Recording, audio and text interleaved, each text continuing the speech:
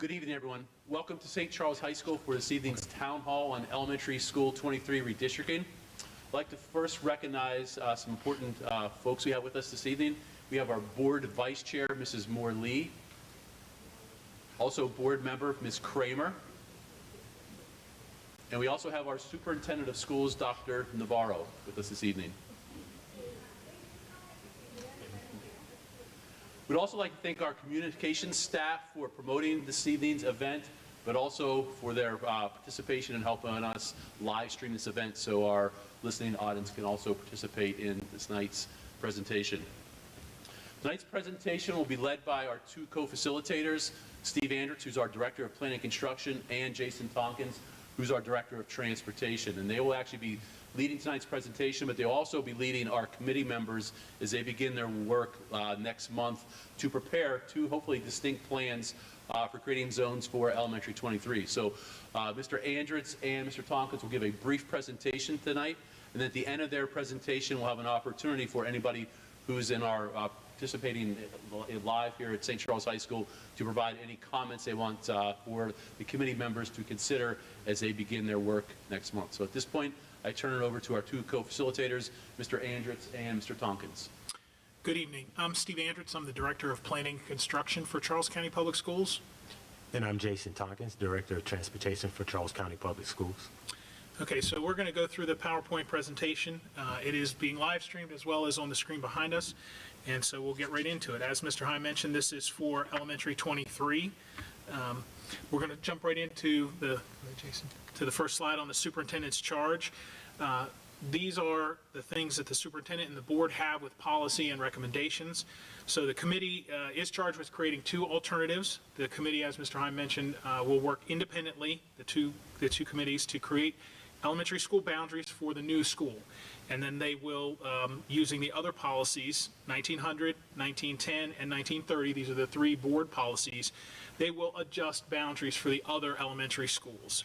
Our goal is to move students among the elementary schools to first create the boundary for the new elementary school, but then to adjust the boundaries for the other schools, keeping in mind the state rated capacities and any anticipated growth and the current enrollments. That information comes through from our county government staff and from the other staff, for example, from the town of La Plata. We do have one other board member who walked in, so we want to make a welcoming to Mrs. Dottery Butler Washington. Go ahead, Jason. All right, so the next slide speaks about Title 1900 School Zone Boards, and this was adopted by CCPS in November 8th, 2005, and it was revised October 10th, 2017. And it embodies 5 major core items that I'll speak about, and that is the Board of Education's primary responsibility, challenges in maintaining quality education, the purpose of enrollment, boundary lines, the responsibility of the superintendent, and public involvement. When we talk about the Board of Education's primary responsibility is addressing changing enrollment patterns, sustaining high-quality educational programs. The next core would be the challenging in maintaining quality education, and that goes for the population growth and geographic shifts and difficulty in maintaining desired staffing and services, and the cost of quality educational programs. The next core would be the purpose of enrollment boundary lines, promoting uniform and efficient use of school facilities, maximizing resources for quality education. And the fourth is the responsibility of the superintendent is determining the need of redistricting and the boundary adjustment process. The public involvement, the superintendent's role in involving the public would be developing the purpose for public engagement and ensuring transparency and community participation. In conclusion, the purpose of strategic boundary adjustments will be achieving quality education while managing resources effectively with a collaborative approach to a better educational system. Next, we have Policy 1910, These are the factors to consider when redistricting. These are the minimum things that are out there for the board to look at, but also the committees to use. So school capacity, this is a number that will be provided to the committees to say what is the enrollment number that should be used. Most of the times this is based on the school's state-rated capacity, which is a formulaic calculation based on the number of classrooms that a school has. And specifically at elementary, it's just counting classrooms. It's not necessarily counting spaces such as the gymnasium or the cafeteria or specialty spaces like art or music. Also, the impact on the educational programs at the school, the student enrollment trends. Are they projected to stay flat with the enrollment growth? Are they going up? Are they going down? All that information is part of what is considered. And the age and condition of a school.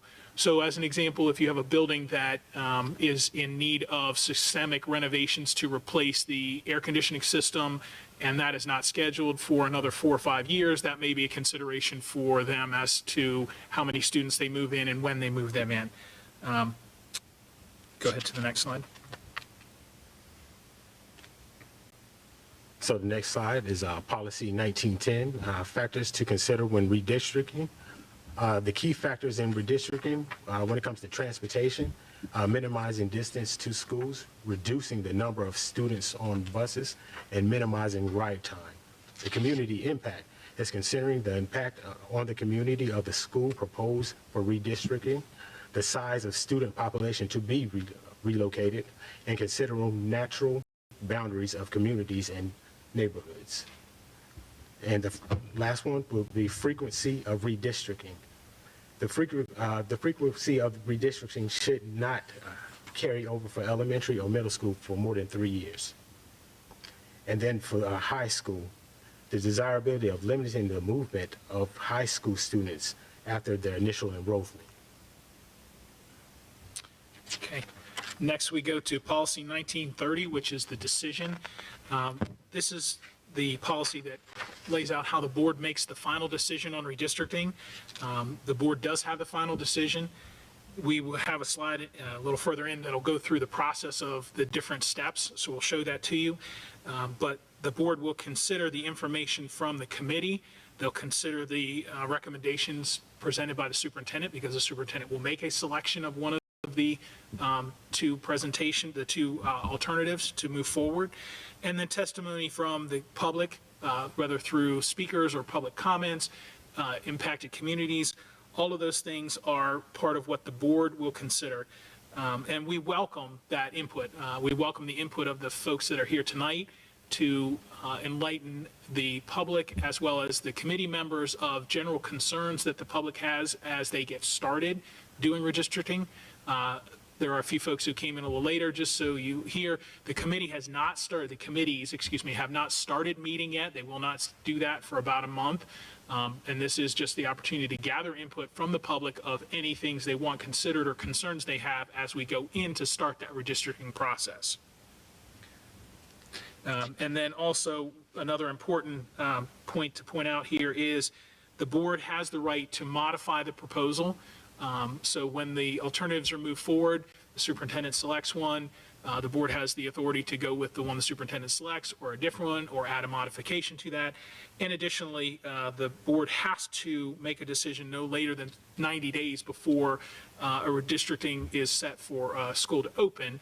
However, it is the intention of what we are doing now, and you'll see this in the schedule, to have this redistricting completed so that it's adopted by the board in June, which would be June of '24, an entire year before the school is ready to open. That's a process that we followed successfully for the last several redistrictings, and that's the timeline that we're working with here.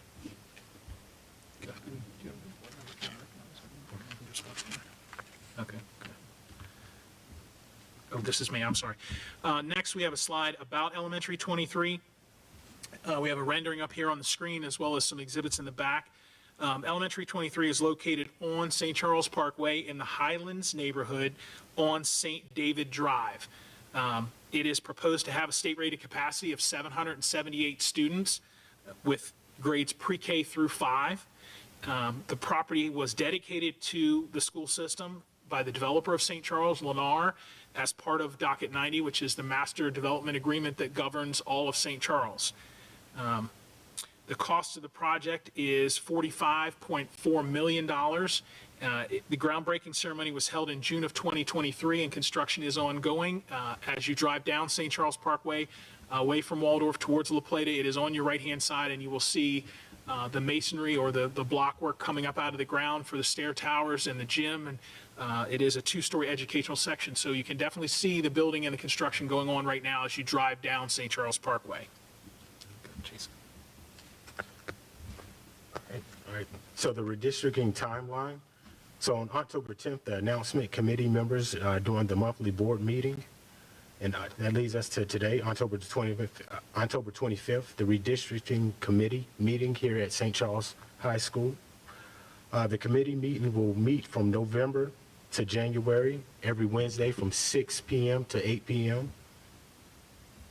That leads us to February. The committee finalizes 2 alternatives. On March 12th, the committee presents alternatives to the board. The first hearing will be at St. Charles on April 2nd. The following hearing will be May 1st at Thomas Stone. On May 21st, the superintendent presents recommendations to the board at the Starkey Building boardroom. On May 22nd, the public hearing on the superintendent's recommendation. And then June 11th, the board votes to approve a plan. So now we'll talk about the redistricting committee. As we've mentioned before, Jason and myself are the co-facilitators. We are there to guide the committees that are working. We do not establish the boundaries for them. We give the parameters to them. We tell them the things that they need to use as they develop their zones and create their new zone. First priority, creating their new zone for the school. And they will also have information from the county and the town of La Plata as necessary to tell them about growth that's going on. So as they move students and move blocks, the county is divided up into what we call enrollment blocks. They take that information to create those zones because we want them to create a zone that will be relevant for a minimum of 3 years, but even further is where we're really striving to be. So as I mentioned, we're the co-facilitators. There's staff from central office who are there to also assist. Because the committees are working independently in different locations, we need to make sure that we've got staff that can assist them with questions they have. Additionally, there are advisory staff from county government or the town of La Plata to talk about development. Part of the committee itself includes 4 principals. We have 11 parent representatives. Important note about the principals is the principals do not represent the elementary district. We want to make sure that we get principals who participate that can be impartial. So we have principals that are either from middle school, high school, or the centers. Those 4 principals are from one of those other areas. We have 11 parent representatives. We have 2 middle school parents, 1 high school parent, and 8 elementary school parents. And those were drawn through the random drawing that was done at the board meeting, and they've already been selected. And then we also have 3 randomly selected community members, community at large members who are not parents of students in the system. So that is the makeup of the redistricting committee. All right, the general guidelines. All neighborhoods are eligible for redistricting. We try to stay away from the walk zones. Those will not be redistricted. Whenever possible, neighborhoods should not be divided. Account for current and future residential development when meeting enrollment targets. Consult with transportation representatives regarding the possible effects to existing bus routes when moving students. And last one, for existing schools, move students furthest from the current school to another school whose current attendance boundaries borders the existing school. Just a couple points to add on to that. The comment about the neighborhoods not being divided, we do have neighborhoods that exist in the county that may be named the same but aren't contiguous neighborhoods. And as an example, we have Dorchester neighborhood in St. Charles, but you also have 2 adjacent Dorchester neighborhoods that are on St. Patrick's Drive, Dorchester Greens and Dorchester Mews, that are not part of the same neighborhood. So they can be moved independently of, say, Dorchester. So I do want to provide a little clarification, about that. And the other comment is at the end, basically it's like peeling an onion. We tell the committees as they start, they work from the outer edge of a zone and start peeling off pieces from there. You don't go right into the center of the zone and pull out a block of students to move to somewhere else. You work around the edge. So just some general information about how the committees do their work. And that concludes our general overview. And so now we can turn it over to anyone who had questions or comments. We do have mics available on either side for folks if they want to come down and make a public comment. We'll open it up for that. I would also like to acknowledge Board Member Mrs. Smith, who's also with us this evening. So thank you.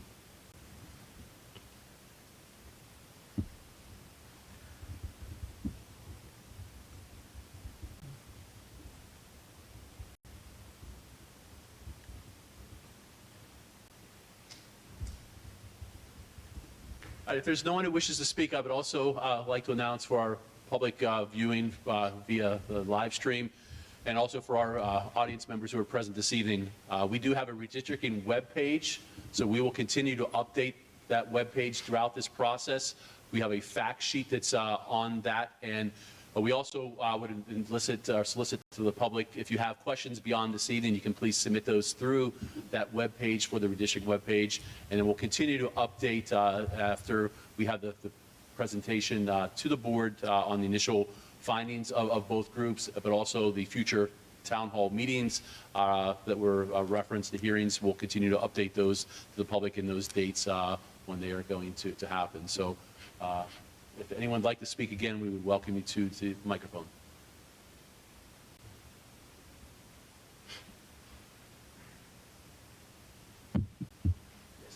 Hello, my name is Catherine Williams. I have been selected as one of the community members. Two questions. Has plans already been like formulated, or are we starting from like the ground up and coming up with our own plan?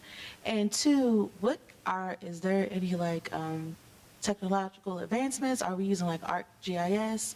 Like how do you guys? So you're starting from the ground up. This will be your vision of what the redistricting looks like, and we are using Trapeze. Trapeze has a GIS software called Synergy that you would be using.